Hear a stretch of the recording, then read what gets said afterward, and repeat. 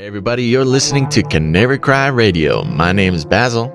And this is Gons. Welcome to episode number 124. Anything, Basil? Nothing for 124? Nah, just one. I was thinking real hard, but I put you on the spot. I'm sorry. I know, it's okay. I just didn't have something planned, and now I feel bad, so I'm sorry I let you down, everybody. I'll think of a funny joke about 124 at the end. Stick around till the end of the episode to hear my funny 124 joke. Nice plug. Well, I don't know about you, Basil, but I've often wondered when the last time I actually saw a natural cloud in the sky was. Like the fluffy ones that we used to see when we were kids. Yes, the ones from days gone by. Yeah, well, according to the World Meteorological Organization, that's actually a United Nations branch, a new classification of clouds was proposed recently, the homogenitus, which if you break it down in Latin, homo means man, and genitus, generated or made, so man-made or man-generated clouds. But why, after decades of seeing it in our skies, are our international organizations just now beginning to even propose the idea? What have they been up to for all these years? Well, as it turns out, these homogenitus clouds are just the tip of the iceberg to a much larger, far more nefarious scheme.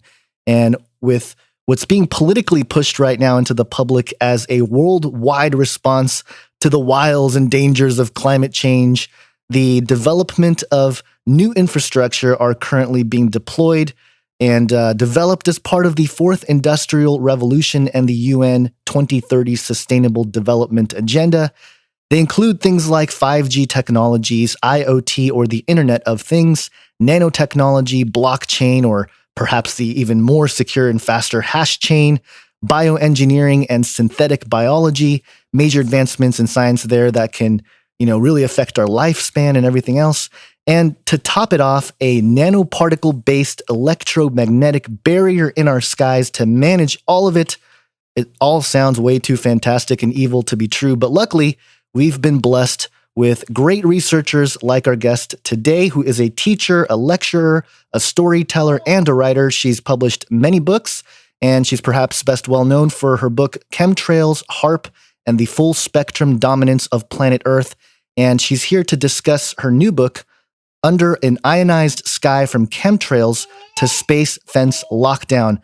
Elana Freeland, welcome to Canary Cry Radio. Well, thanks for having me. Yes, thank you very much. That was an incredible intro, Gons. I feel so really was. I feel so prepared. I really like to lift that. Oh, you can. I'll have it in the show notes. You can just rip it right off right there. Oh, fantastic! A new copywriter for you there. Exactly. So, Elana, this sounds. First of all, let's give the people a little bit of background on what you are researching, the books you've written, what's kind of been your focus and what your mission is. Well, I've had a quite fantastic life, I have to say, because the way I do life is I go from mission to mission, and I don't make them up. They sort of just appear to me from what I call life itself. Capital L, capital I. I'm a great truster of life, that it brings what I need, and it has not proven to be such a shoddy theory in my life. So I was doing research decades ago, back in I'd say in the late 80s and 90s. I was researching for a series I was writing on my own about America since John F. Kennedy's assassination. And the series subsequently came to be called Sub Rosa America. Sub Rosa being a Latin term that was very popular in the Middle Ages. To go to a Sub Rosa place meant something hidden, something dark, something occult, and eventually came to be known as even a house of prostitution, which, given the pedophile allegations going on now, is a pretty apt term, even for now, for the Sub Rosa mechanization that has happened since Kennedy was shot down like a dog in Dallas. I had the good fortune of awakening to some degree politically when I was a teenager and had been elected by 800 girls to represent them in Washington, D.C. Girls State. I went to Girls Nation then. That was the summer Bill Clinton was there. He was in Boys Nation. I didn't know him. I didn't know that until many years later. But we had tea with Kennedy in the Rose Garden the very last day of the Girls Nation. And he was an amazing figure. Of course, he was the president of the United States, but he sort of selected me from all the girls, and because I looked a lot like his wife at that time, and I became a celebrity in my state. So when I returned, I gave talks to civic groups about my time with Kennedy. And I had also spent the week with Vice President Lyndon Johnson, which is a whole other story because he was overseeing our group. So I gave that talk. Then 3 months later, Kennedy was dead. And I was invited back to give another talk to rooms filled with sobbing Americans. So that was really the beginning of my political awareness and public speaking career. But from there, when I was writing this series, just sort of coming lightning fast, I realized I had to write it as fiction, in a fiction format, because I had a lot of comments to make about America. And I really wanted to reenact the 60s I knew, because I came of age in the 60s. And my generation is portrayed by Newsweek, Time, New York Times, et cetera, mainstream media, as being sex, drugs, and rock and roll. And they leave out the most important part, which is we were highly political. And so I wrote the book. It turned out to be actually 1,500 pages in 4 books, as a journey of some 60s people from Santa Barbara, California to Dallas to see where Kennedy had been shot. They were traveling in 1970, but then it gets very weird. It's sort of a science fiction kind of thing, the way it is today with the space age. This is a very science fiction become reality time. And they encounter all sorts of dreamers, dead people, various Native Americans, spirits, as they travel the desert in the American Southwest, which is very magical. Having lived in Santa Fe, I know. And so the books, I had to collect lots and lots of material to write those books. They have a lot of factual data in them, and was really the main point. I wanted to tell the story of the underbelly of the United States, what's happened to it, and I'm actually sorry to say that I've been right on every point. Because of all the revelations going on right now, but I hope I'm wrong about how the book starts out, which is with a catastrophe, an environmental catastrophe in 2019, and that came in a dream. So that's kind of the backdrop to the Chemtrails book. In that I lived in England a few years, did some editing for Adam Parfrey at Feral House, came back, lived in Santa Fe for almost 5 years, and became quite close friends with Clifford Carnicom and his wife Carol. And we would have breakfast.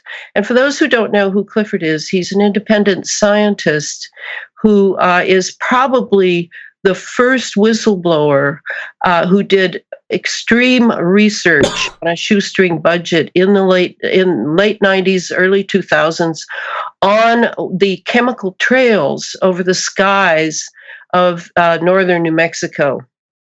And Clifford and I would end up at breakfasts just talking for hours about what he was finding. I had a biology background. I was very interested. I saw my blood under his microscope and saw these Morgellons creatures, which he has renamed the cross-domain bacteria.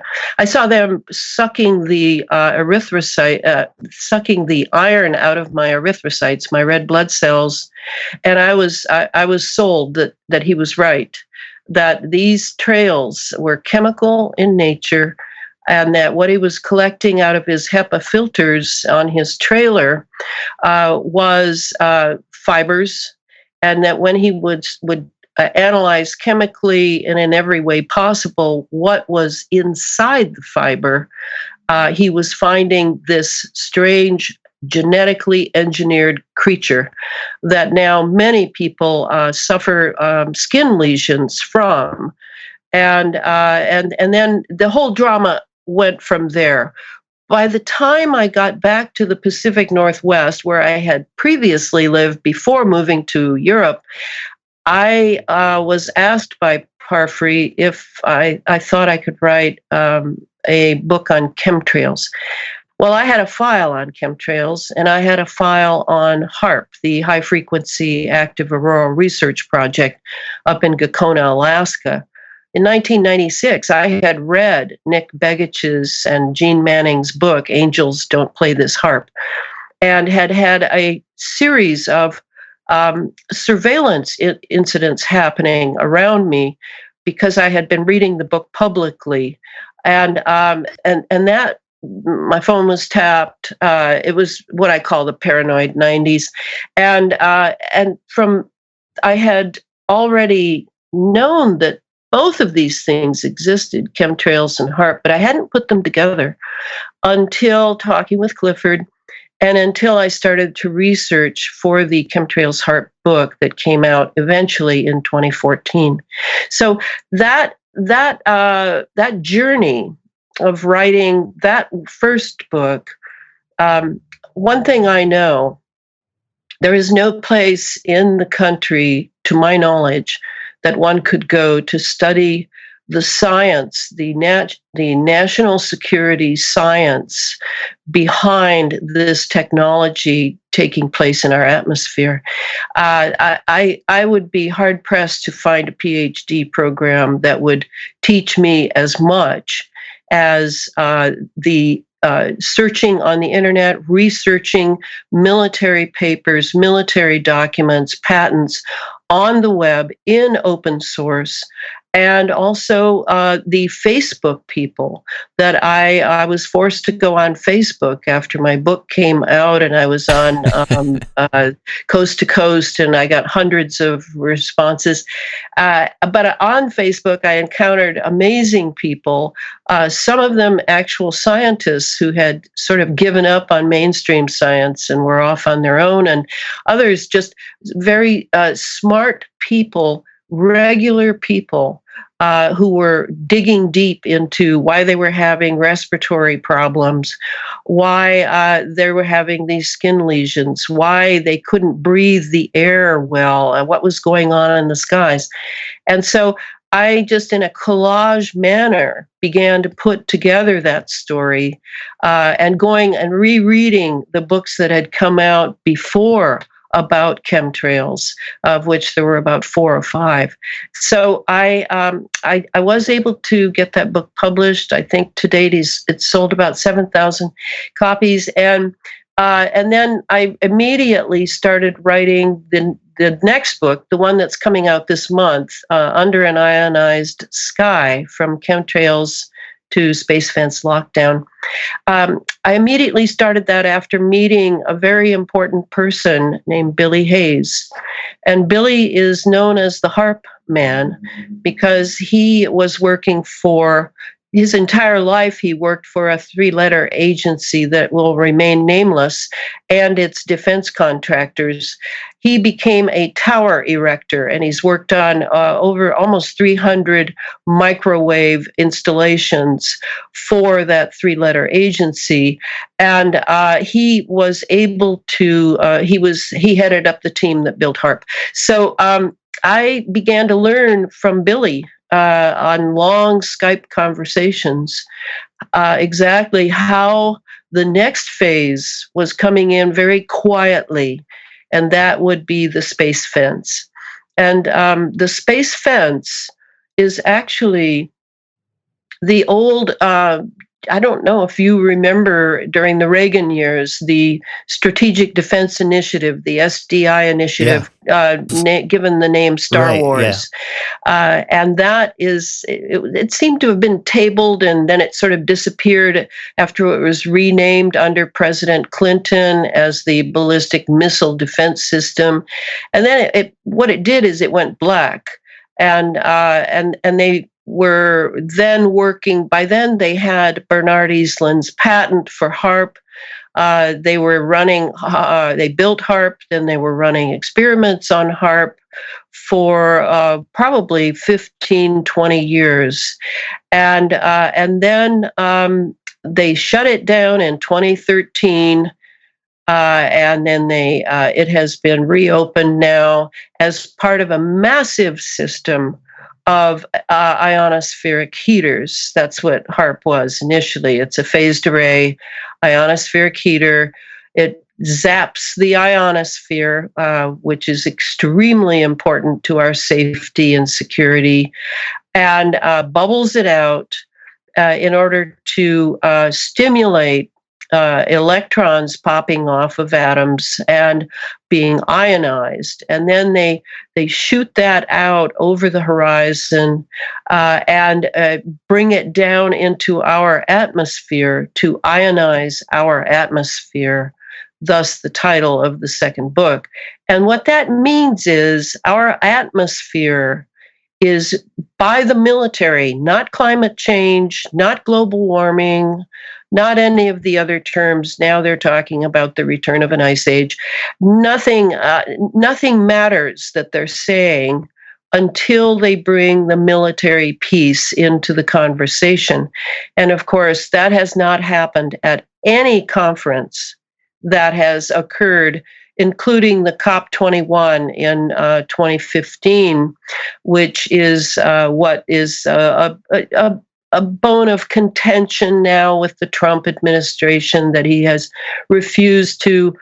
He wants to leave the COP21 pact, but really none of those conferences have addressed the truth that this is all about military operations, and we are the ones suffering down here at the bottom of the well of the upper atmosphere and then into our troposphere, and yet our illnesses and our weakening of our immune systems are very profitable for the medical industry, for the scientists studying our records as we go to doctors, hacking away and enter emergency rooms and hospitals. This is a travesty at the very least, and an international crime at the very most. And I'm one of many people who are trying to sound the alarm for what it is we are breathing from military high security programs that we are simply not being informed even exist. Wow. Yeah. Wow. I mean, Basil's brain is blown. Wow, exactly. Wow is exactly what I have to say to that. Man, I mean, the listeners of the show are no strangers to chemtrails and many different perspectives or theories on what the intention may be, and it all sort of seems to lead back to the same obviously power structure that we're all under. But you were talking about the military application of what they have going on. Now, was that connected to chemtrails in particular? Oh, yes. Because, and I actually, this is a timely interview because I just finished an essay that even as a writer, very experienced writer, I had to spend I think I've spent 2 weeks on this essay to get it right for a European publication, a book of European women who have asked me to write on geoengineering and my ideas on it. And in going over that essay, I've had to go over everything in my mind and sort of smooth it out because there are so many connections, Gonza. I mean, there are so many connections. And just to give you an idea, I'd like to read for your listeners a list that began with Clifford Carnicom in his still excellent 2005 film, Aerosol Crimes. And another version of it is called Cloud Cover. But he laid out, and we used to talk about it, the 7 operations that are going on. The one that your listeners know the best is weather engineering. And I'm here to tell you it's a done deal. All the weather going on is manufactured. Wow. I understand how, because I've studied the chemistry of it, studied the electromagnetics of it. This is an ionizing procedure that happens and has an entire infrastructure on the Earth and in near Earth orbit that will move weather systems that rise naturally in the South Pacific and then are treated in one way or another as the weather moves east. This weather engineering is used politically. That's the major part. It's used for disaster capitalist profits because it's very profitable to have weather disasters, and they seem, quote, natural or due to climate change, the latest fantasy that they have cooked up.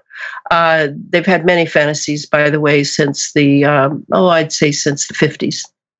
So let me read that list just to give your listeners an idea of how extensive this is and why they're willing to spend billions, if not trillions, in order to keep the sky ionized, with all the jet trails of chemicals being laid and various supplementary systems added to that for a variety of experiments that are open field now, open field on populations. There is no more need to just do everything in the lab and extrapolate. You can just put it up there on a jet and aerially subject everyone below to it. Okay, so 7 operations, and I've tweaked this list many times as I've discovered more and more. So here's my tweaked list. Weather engineering, number 1. Truthfully, without the weather engineering, which produces electric systems and expands them or contracts them, high pressure, low pressure, whatever is needed, this weather system produces energy in the long run to keep the sky ionized. So weather engineering is number 1 operation. Second operation, planetary geophysical. This would include the ionospheric manipulation for charging, building, and steering storm systems, utilizing droughts, floods, hurricanes, tornadoes, earthquakes for environmental modification and disaster capitalism profits. Another part of it is earth harvesting for REITs, real estate investment trusts. Yes, real estate deals, believe it or not. What? And then also under planetary is sun simulation and solar experiments. Now, many people are commenting on seeing the hexagonal sun simulators in the sky, and we are not the only nation that has that. So the next one, the third operation, would include electromagnetic operations, ionization of the atmosphere, plasma, and antimatter farming. For those who don't know, this use of the term plasma, it is the fourth state of matter. It's sort of gas and fire all in one. Right. It has many applications. Man-made Birkeland currents, Alvin Whistler waves, rotating electrical fields or torsion fields, the Hutchison effect, and then the ever-famous holography, or Project Bluebeam, I think it's been called. So that's the third, electromagnetic operations. Then there are the directed energy warfare operations, and the military calls these C4, command, control, communications, and cyber warfare. Under this, I would place scalar interferometry. This includes the ionospheric heaters, the lasers and masers, particle beam weapons, high-powered microwave weapons, etc. It includes cloaking. Many of the things going on in the sky, these jets are cloaked. You can't see them. And then the most enigmatic one is the detection and obscuration of exotic propulsion systems. We are actually seeing various types of crafts hiding in the cloud cover that is produced completely electrically and chemically. Plasma clouds. We don't see moisture clouds anymore, or very rarely. What you see are very dry plasma clouds that simulate the old cloud cover of what we used to call cirrus cloud cover. Okay, that's the fourth one. And we're on to the fifth one, which is surveillance and neural operations. And this includes artificial intelligence, remote neural monitoring, RNM, which is basically very high tech mind control at a distance, electromagnetic targeting of populations and individuals with the directed energy weapons. And then the 5G millimeter waves and the Internet of Things, which you named in your introduction. Very important. And I put that under surveillance and neural operations for good reason. And then the final sixth is the biological transhumanism operations. Right. This is the hive mind Morgellons delivery. Morgellons is very hive-minded. And then the nanoparticle delivery of sensors, microprocessors, and other electro-optical technology, remote genetic engineering of our DNA, and then the replacement of nature with virtual reality, which is, of course, Ray Kurzweil's singularity dream. And that's really where it starts with chemtrails and ends up with all this. Yeah, well, it's interesting because like I've mentioned, chemtrails have been around for a while, and a lot of great people doing a lot of great research on it. But it kind of sounds like they have more of a holistic sort of involvement in everything going on, rather than simply one of, well, really pick any from the list. Right. And that's the key to doing disinformation and misleading the public in a so-called democratic society.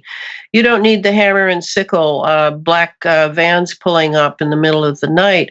All you need is electromagnetics and chemicals in order to manipulate just about everything that has to do with society, biologicals, everything. I mean, it's phenomenal. This discovery of this and this Manhattan Project status of releasing aerial dumps on populations that rarely look up and are now with their noses in their iPhones. It's like carrying around your own surveillance instrument and paying for it just as well.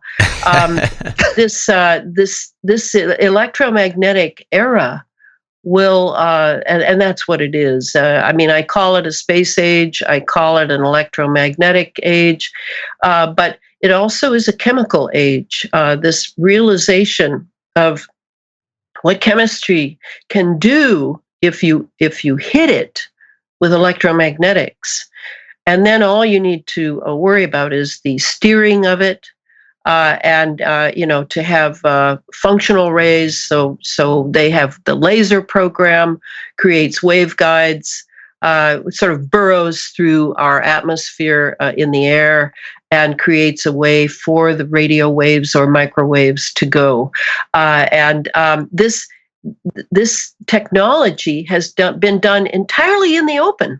Entirely. I mean, you can't just do this in a lab. You've got to do it in the atmosphere.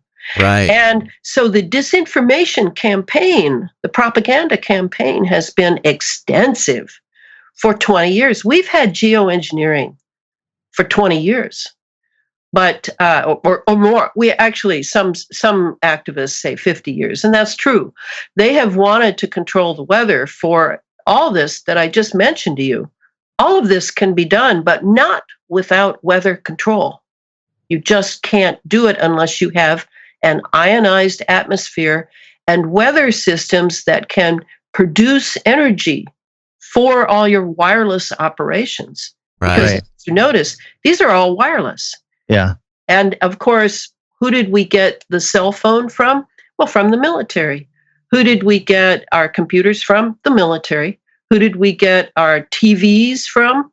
The military. So this is their technology, and it has always been dual use.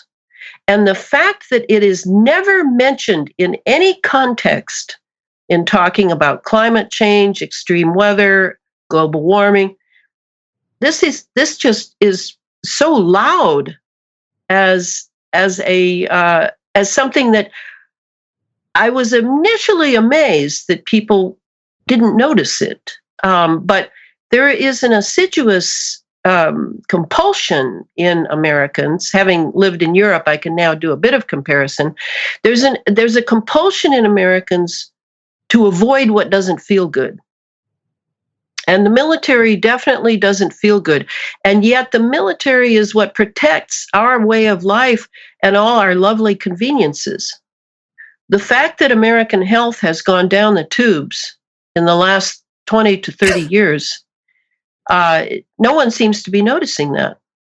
You know, maybe some people, I mean, I'm a health nut. I've been a health nut since I was 21 because I knew I studied Chinese medicine, something much wiser than Western allopathic. And I realized that I was gonna have to be in for the long haul, whatever I did in this life, and that I would need my health. Right. But most Americans are still sort of waiting for authority figures to tell them what's true, what's not true, despite all the news to the contrary, despite all the lying and all the discoveries of deceit and theft by political figures. It's just incredible. And so I've finally come to the conclusion that these cell phones are actually fantastic devices, because not only is the microphone always on, whether you turn the cell phone on or off, but you can also pulse people. You can pulse their emotions to them. You can pulse their thoughts to them. These are handy dandy military weapons. And the fact that you've sold it to people as a convenience item for safety would be hilarious if it weren't so dark. Yeah. So I'm guessing you don't have the new iPhone then. You're guessing right. All I have is this ugly little wired phone here that I use only now and then. Oh, that is awesome. I would like to go back to those days. I remember those days. There's a couple things I wanted to touch on that you mentioned. Yes. Also, the baby has some thoughts. First off, I often look up, okay, because I'm always looking up, and I mean, I can take pictures every day and document every single day how weird everything looks in the skies above me. And I often wonder, like, there's got to be something up there right now. Like, I get inklings, where it's like, I feel like there's something there. Like, it doesn't feel like it's just a cloud floating along, and it doesn't just feel like a normal chemtrail. It looks kind of weird. So when you said that, I was like, wow. I mean, that the possibility there. I mean, maybe I'm not crazy. So thank you for that. No, you're not. And I can speak. I mean, I'm not going to go into the UFO, from Alpha Centauri or anything, but I can definitely speak for hidden crafts that others are seeing. The best person, and you should have him on your show to speak to, is Sean Gautreaux. Sean lives in New Orleans, and he's a fantastic artist, by the way. But he started a site, a Facebook site called What Is in Our Skies, and it actually might be a regular website as well. I can't remember. What Is in Our Skies. He does really good videos of what's up there. And he and others, I'm thinking of a couple guys in Ireland, they're seeing a lot over Ireland. They're seeing triangular shapes.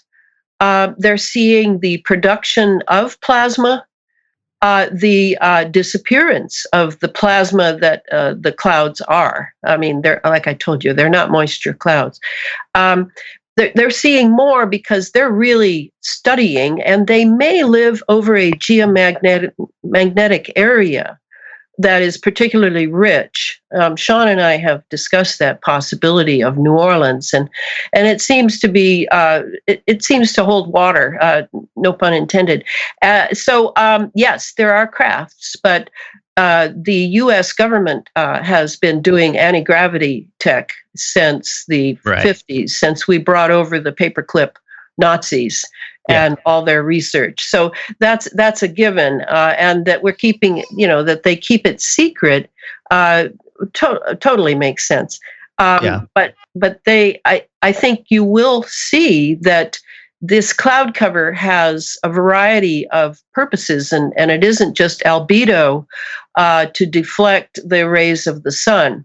To deflect the sun, there could be an agenda there. I completely admit it, in which the sun is really our lifeblood. And of course, they're blaming the solar minimum and all sorts of, no CMEs and blah, blah, blah. But a lot of that is disinformation and spin to cover over the fact that possibly someone wants us to evolve in a different direction and not be sun beings anymore.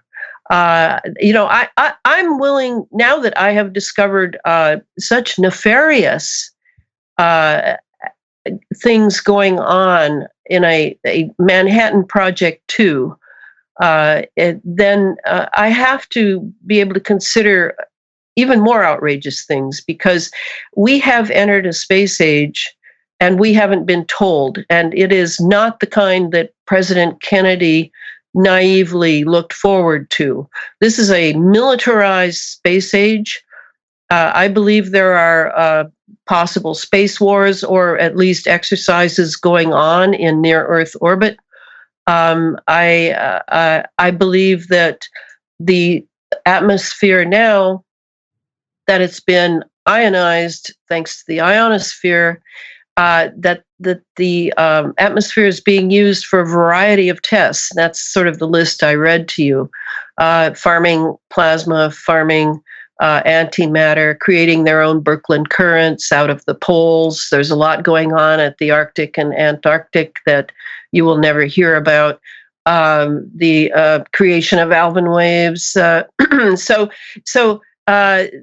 they are happy campers at NASA and all of the JPL, Caltech, Wright-Patterson Air Force Base, which used to be in charge of all the chemical trails in North America.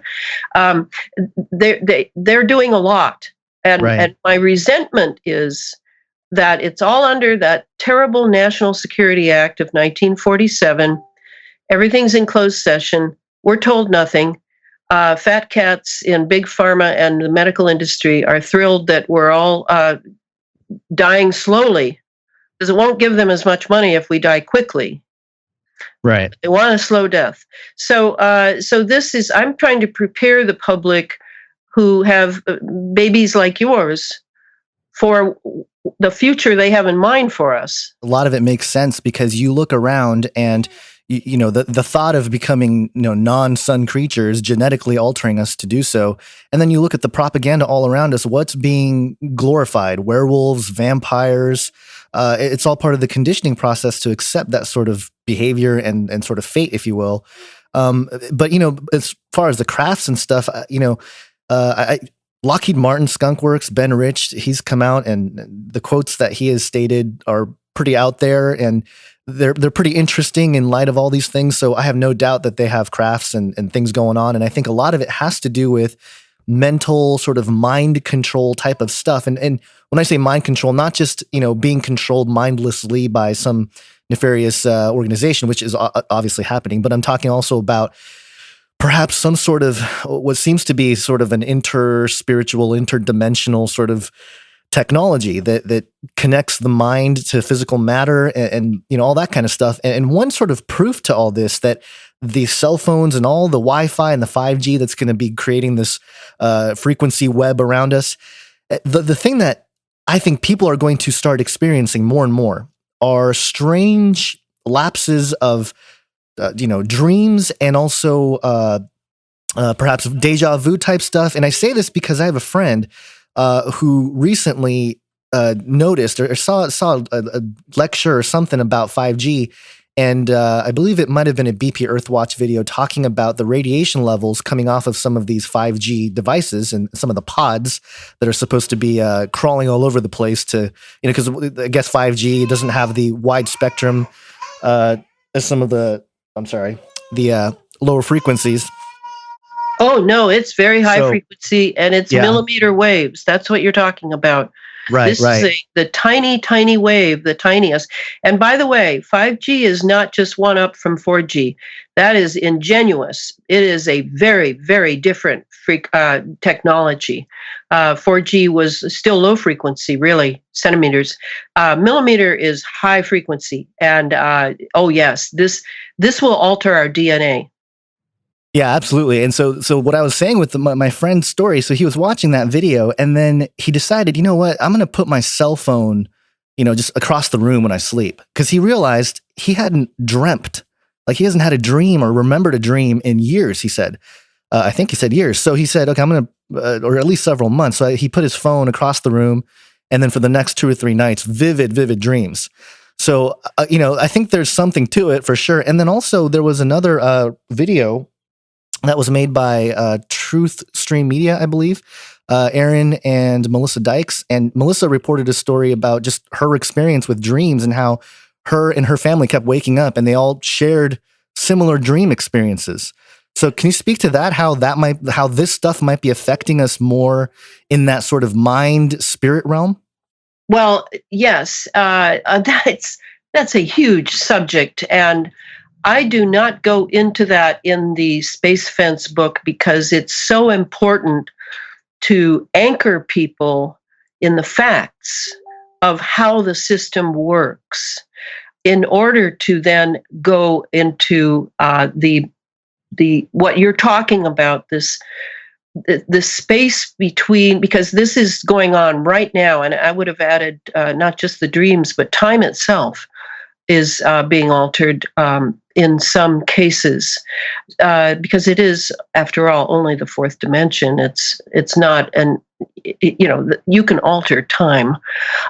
So when Melissa and Aaron talked about the dream thing, and yes, I saw that, I believe that they were being targeted by people who know what they do. They do very good work.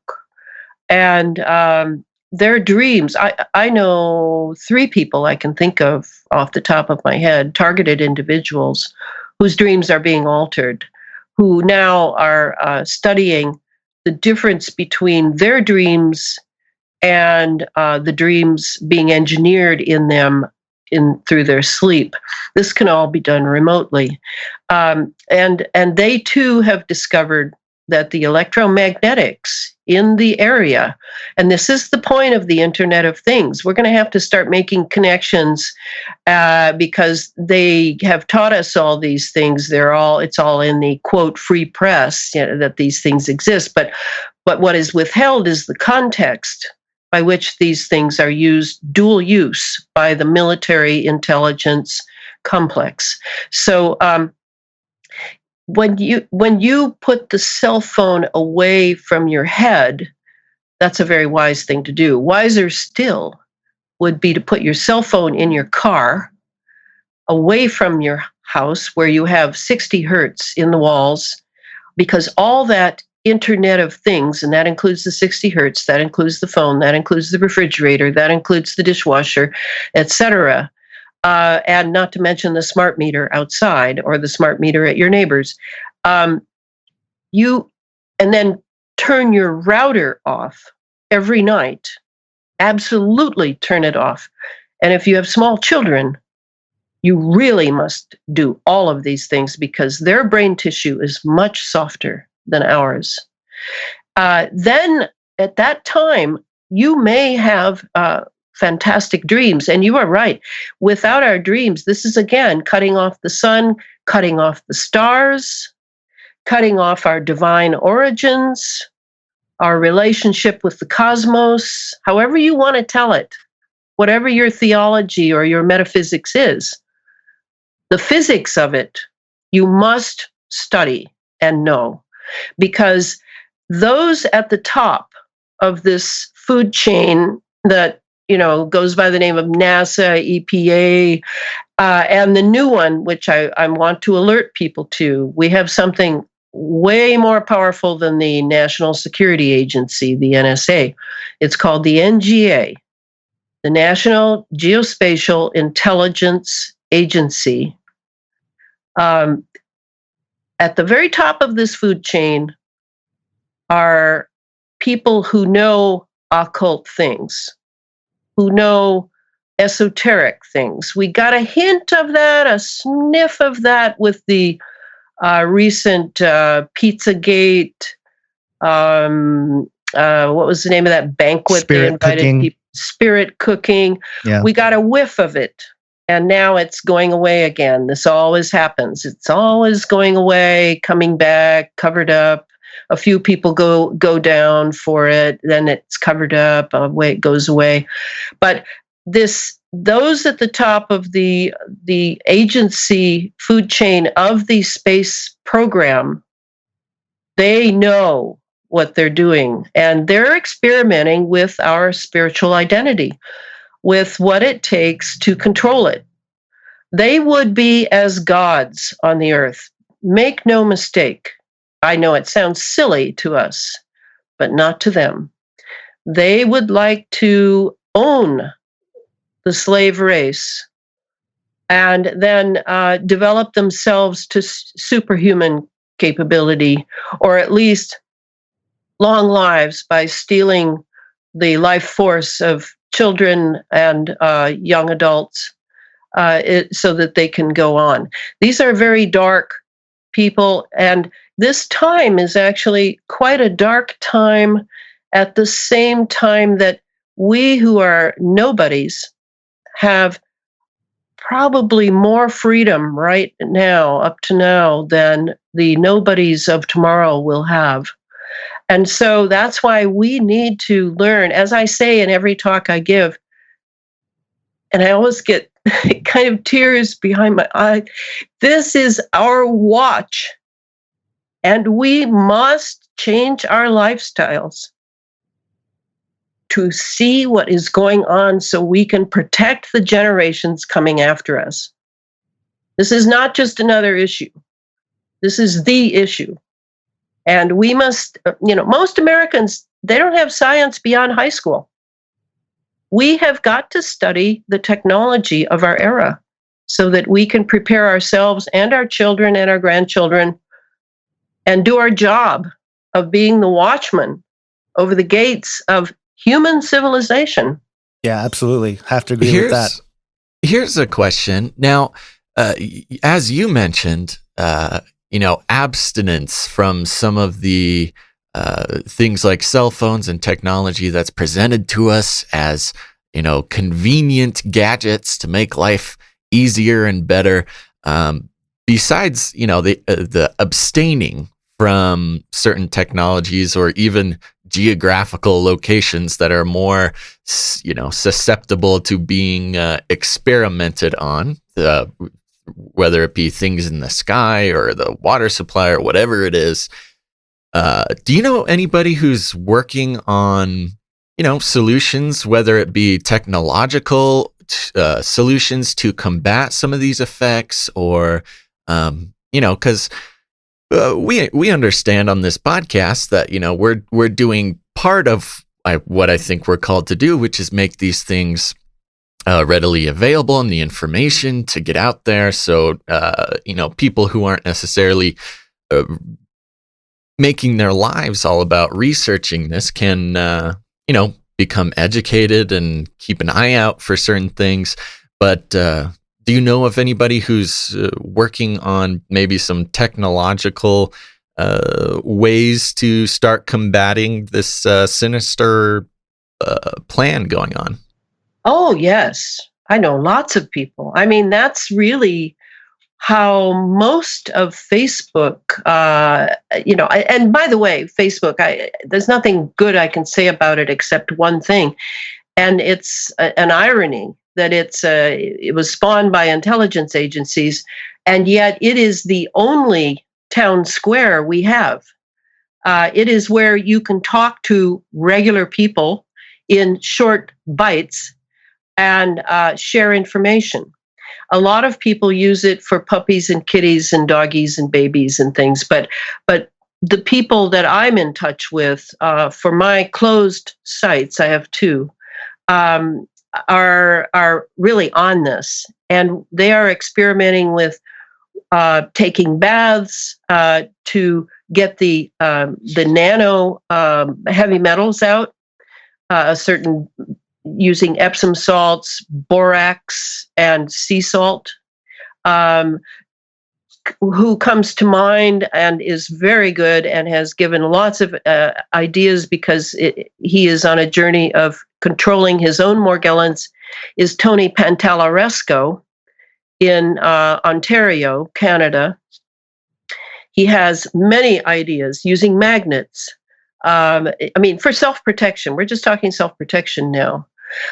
For going beyond that of self-protection, and to regenerate one's system, you would have to look in the past to the giants, Royal Rife, for example. Who knows about Royal Rife? I didn't know that much until I saw a film about him a few weeks ago, and he was a giant. He was on the scale of Tesla, and another one you probably don't know the name of, Keeley, John Worrell Keeley, back in the late 19th century, same period as Tesla. His research. I've looked at Keeley, but yeah, yes. I don't know about the other one that you mentioned. The first one. All of their research was stolen. I mean, Rife, he did two things. One, he developed a microscope that, by the way, could never be redeveloped by anyone else, that could actually catch the activity of various pathogens on a nanoscale. I mean, and you're talking early 20th century, he did this. And then the other thing he did is he developed a ray that could immediately zap cancer cells, and they were dead. And that's what sealed his death warrant, was that already cancer had been targeted as to be developed at Fort Detrick, Maryland, as a disease worthy of chemical biological warfare. And when Rife was able to zap these cells with the frequency of their death, by the way, that's how he did it. He determined the frequency of death from their frequency in life. Then he was a dead man. So to study these old ones. Oh, then the other one, Wilhelm Reich, of course. He too was killed. His research also was stolen because he developed a technology that could take the ether, the life force of the Earth, and zap electromagnetic entities or clouds or whatever, what he called DOR, the dark clouds from radiation at that time in the 50s, after we had blasted, how many above ground and below ground bombs here in the United States, western part of the United States. So all of these technologies are being restudied by people who have to get through the pill idea that Americans have. Oh, gee, if I only take this, I'll be fine. If I only do this. No, this is all about knowledge. Knowledge is power. Scientia est potentia.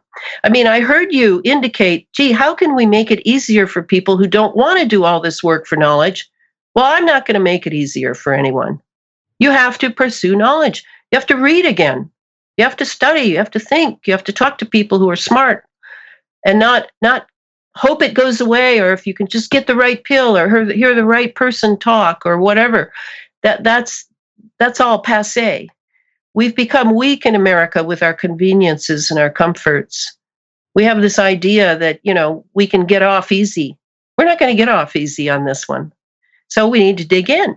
And that's what I'm all about, is I believe in people being able to do that. And I don't see that I should apologize for that at all. You sure don't got to apologize to me. I know, not you. Your listeners out there, they're hoping I'm going to tell them the pill, the thing that will save them. No, the only thing that will save us is looking at some of the old low-tech technologies. I have a cloud buster outside my window where I sleep, so that I have ether, which I have a chapter on ether in my book coming out this month, in case people don't understand that ether was a scientific accepted term until all the way through Einstein in the 1920s, when he was told by someone very powerful not to use it anymore. I mean, ether is real. This is not some fantasy that Reich had. Right. It's real. And it is the antithesis of electromagnetism. Interesting. Ether has come up in just different research and conversation, especially, looking into, I think I first was introduced to the concept when I was looking into some Tesla stuff a few years ago. But for those listeners who aren't quite familiar with ether, just because you seem to think it's very important, why don't you give us a little rundown? Well, ether is that which you mentioned earlier about the spiritual. Let's just look at it that way. We have an electromagnetic world now, and you can see that it's kind of like in the 19th century into the early 20th century, electricity was just the cat's meow, as they used to say. It was, wow, this is so great, electricity. And, when Tesla lit himself up with, I can't remember, 1 million volts or whatever, and still lived, these were phenomenal. He discovered that the Earth is electromagnetic, that he posited that all the planets are electromagnetic. Therefore, the entire solar system and possibly the entire galaxy is electromagnetic. And this is nothing more than electric universe theory, that I'm probably doing very poorly. I love the Electric Universe scientists. They're also known as the Thunderbolts Project. And this would be, if I were going to study science, I wouldn't go back to college. They're not going to teach you anything that's worthwhile. I would study the Electric Universe and Thunderbolts Project scientists to listen to what they have to say. And they say it in English you can understand. So this idea that it's an electromagnetic universe, yes, that's true. But there's something else going on. And Reich was the one who called the attention of the military. Could not help but notice him. Reich met with Einstein and loaned him one of his machines that produce ether, that pull ether right out of the air. This is the real free energy, is ether. And Einstein never returned it because it was taken by national security, military, because Einstein always worked for them. You can't work at Princeton and be on your own. And yet Reich was then arrested through a Food and Drug Administration way of getting him out of operation, and eventually died in federal prison a day before he was to be released. His research was taken because he also saw that there were entities in the atmosphere. And those entities are actually plasma. And so with ether, which he would sort of make these fantastic cloudbusters with long quartz or crystal with copper pipes, dig it into the earth just a foot or so, and then target various things in the sky, and they would disintegrate.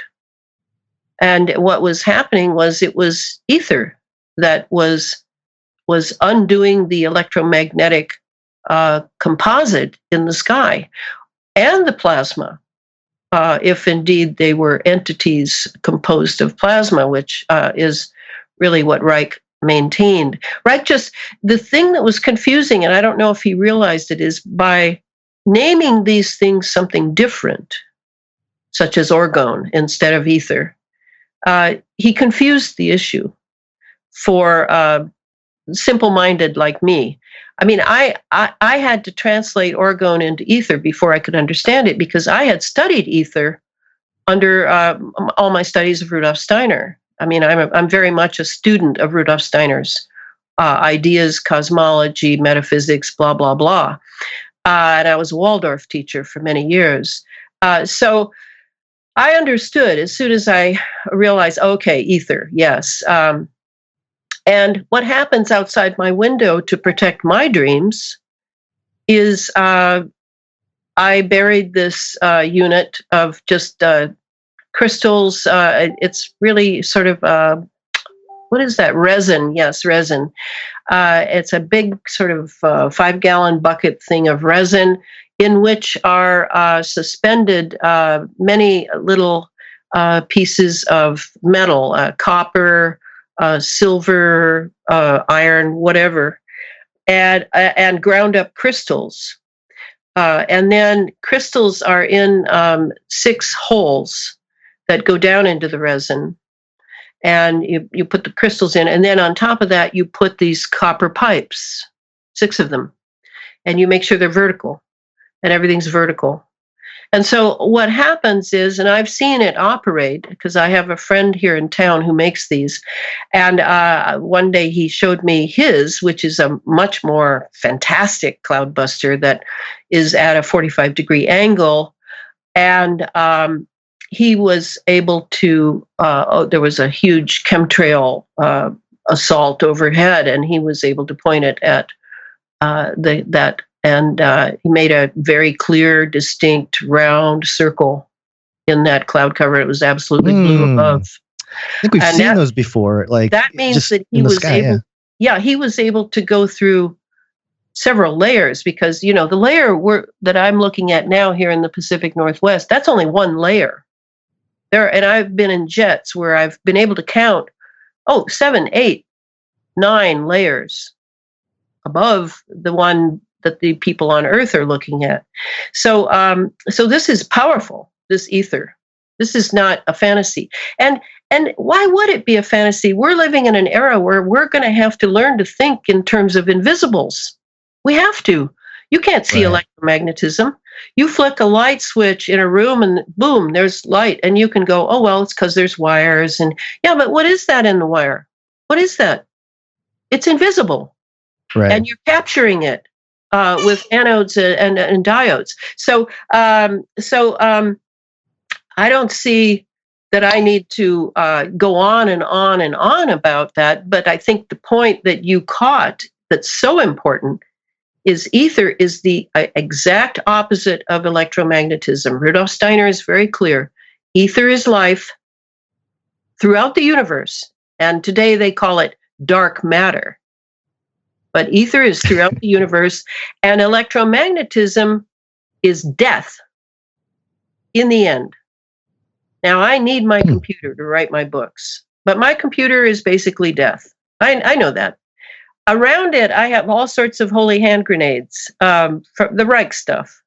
Just little cupcake-sized resin things with crystals and various metals captured in it to break the field.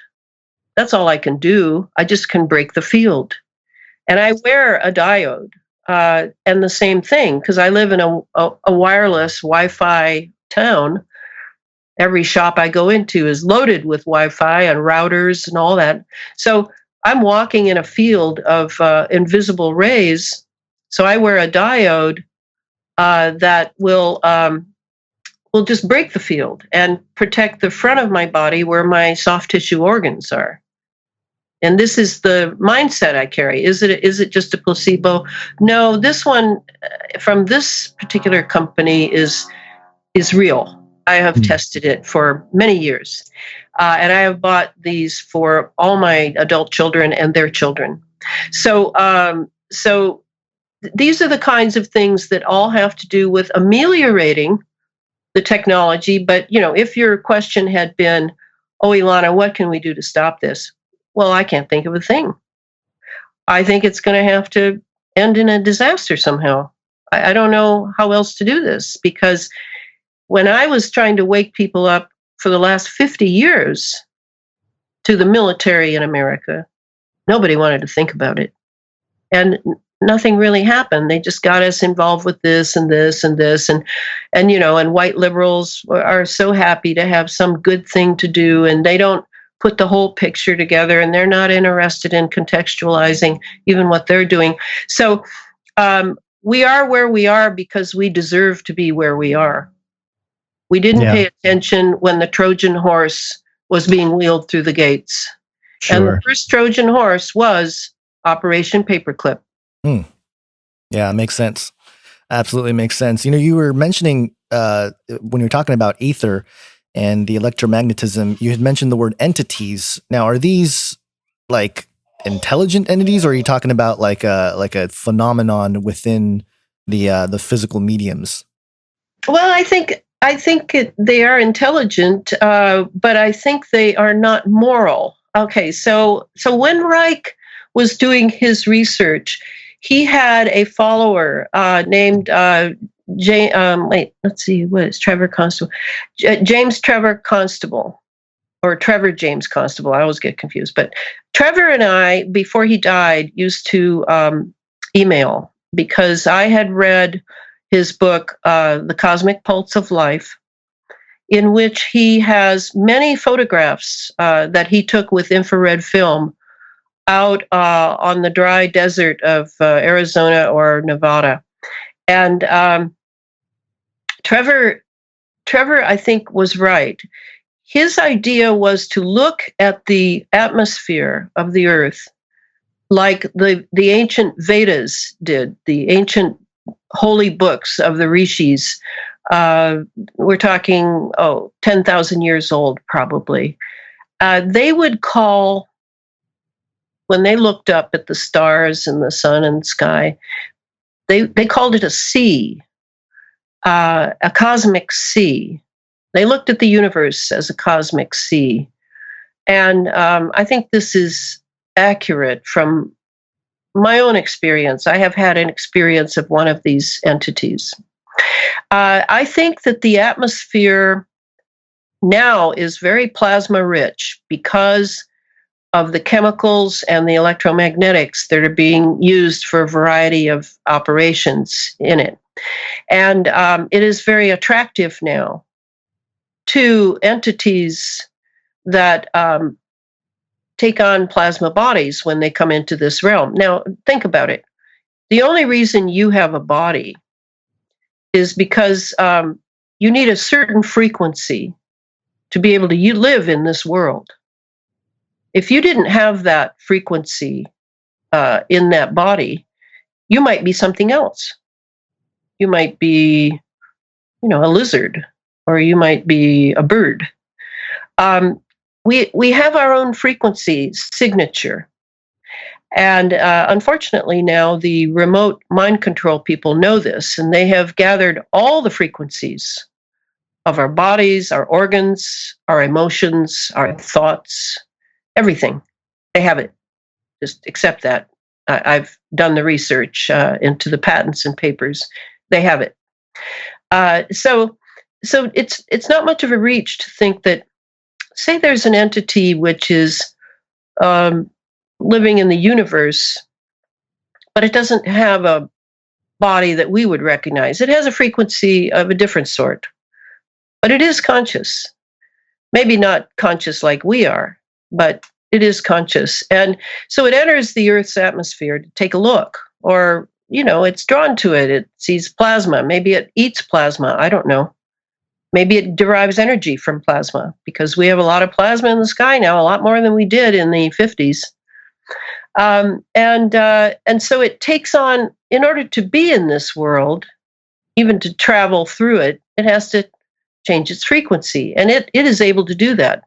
Whereas we human beings, we're not quite able to do that unless one of our subtle bodies is out of our physical body. Now, the subtle bodies have different frequencies, again. And those frequencies are comfortable in other dimensions. Quantum physics posits the parallel dimensions. Yes, our subtle bodies have different frequency from our physical body. And so when it's not in the physical body, our subtle body is able to be in other universes, other worlds, other dimensions, just like the entities that are coming into ours can put on a plasma body.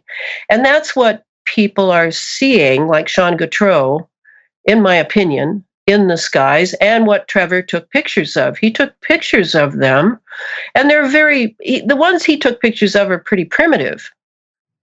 And so I think that I look at the sky now, not at all like I used to.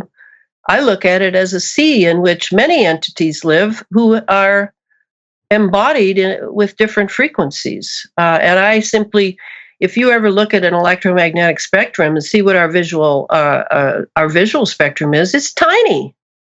It's tiny. And we can't see gamma rays, and we can't see radio waves. Right. Yeah. So there's a whole world. Whole world of the electromagnetic spectrum that we can't see. So that's the other invisible part that we may have to deal with. But I mean, it's very important to understand that most UFO stuff is absolute disinformation. I think our listeners would definitely agree with you there. Yes, and it's done purposely because, again, knowledge is power. So to control this kind of knowledge and keep it out of our university programs and out of our textbooks, and, subtle bodies, excuse me, ether, excuse me, is a way to retain the power. And then you can use it for your own purposes. Well, that's very interesting. And I think, I think we would all agree that there is a separate reality from this physical reality we have here on Earth that really is where all the good stuff is going down. And tapping into that is where it's at. Not just one reality. Uh-huh. Try millions. Yeah, there you go. Yeah. So now going back to the book you have coming out, because we are coming up on an hour and a half here. I want to make sure that we get the chance to get all the information about the book you have coming out. Is that the Under an Ionized Sky from Chemtrails to Space Fence Lockdown? Yes. When's that going to be available for people? Well, if you go to the Amazon site, I think Feral House put up that it would be out in the middle of February, but I believe it's going to be sooner because I'm having 100 of them shipped down to California, where I have to give talks in the first couple of weeks of February, and they'd better be there. That's all I can say. But I have not seen one yet, and yet I'm very pleased with it. I actually finished it a year ago, last October. But because of delays that Feral House had to go through, it came out later than I had wanted. But it's all right because I was able to bring the manuscript up to date. You can imagine when you're dealing with national security technology, and the things change day by day as to what people are allowed to know and not know. For example, the geoengineering was just recently, last January, they started normalizing the geoengineering a year ago, January. And that was after Trump became president. So it is going to be out ASAP, and it is again a thorough as I could make it overview of the technology I've been discussing today. The most outrageous chapters probably will be considered the chapter on the ether. It's on ether, plasma, and scalar waves.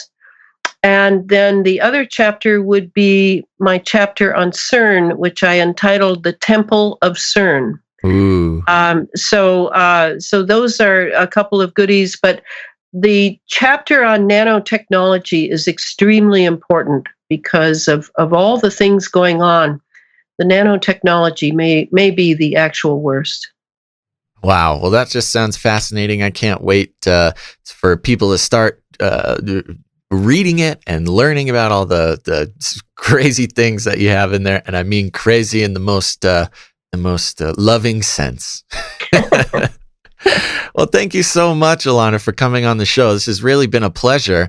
And we look forward to more work coming out from you. Absolutely. Thanks for having me. You're so welcome. Do you have a website or a Facebook page people can reach out to find you? Well, I have the Facebook pages, Elana Freeland, Chemtrails, HARP, and the Full Spectrum. That's a closed group. You have to ask for membership. And then I have a site about my fictional history series, Elana Freeland, Sub Rosa America, also a closed site. And then I have a blog site, a website that a very kind person has been helping me develop, and it's still under construction, but pretty much done. And that's elanafreeland.com. And that's all lowercase. Okay, sounds wonderful. Everybody, if you want to learn more, make sure to go check that out. And once again, Elana, thank you so much for coming on the show. Thanks for having me. Bye. Thanks, Elana.